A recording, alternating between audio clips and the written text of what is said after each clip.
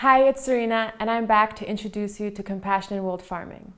Compassion in World Farming is a fantastic organization dedicated to end factory farming and caged animals.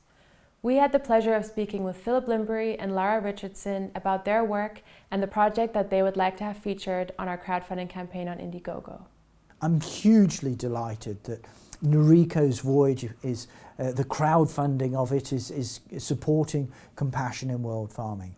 And what I would like to see is that this work helps us to end cages, to end the era of keeping animals in tiny cages for their entire life. Let's move away from these factory farm systems. Let's make sure that the only cage in the future is an empty one.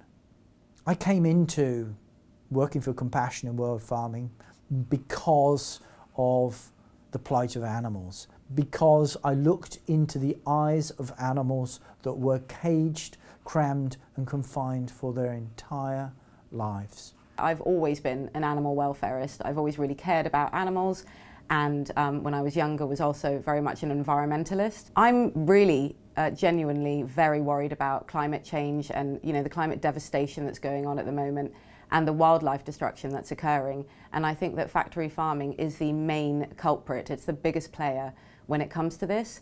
And the time for action is right now. We need to end factory farming so that we can stop the destruction of the planet. Over the last 50 years, we've really put factory farming on the map as a massive issue. The biggest issue of animal cruelty on the planet, a major driver of wildlife declines, and a key constituent of the disease threat that all of us currently face. Factory farming, of course, is a perfect breeding ground for the next pandemic, for the rise of new and more deadly viruses. 10 years ago, 2009, swine flu was a new mutant virus that crossed the species barrier, came from pigs into humans, killing up to 500,000 people across the planet. If I had two messages to give to people about what they can do to make a difference, one would be to inform themselves, to get the facts, educate yourself, and then use the information to make your own choices. So that's every day, for breakfast, for lunch, for supper. You can make a difference and you can make an impact.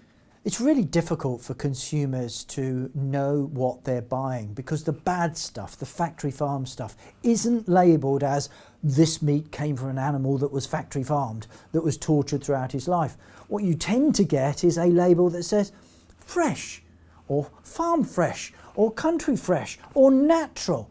Anything to disguise the fact that this animal lived a life of misery.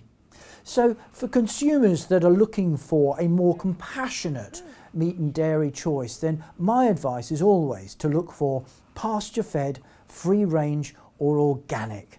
Those are the labels to look for. I think it's so important for people, if they feel passionately about the work that we're doing at Compassion in World Farming, to speak with their wallets as well as with their voices when it comes to petitions and the like.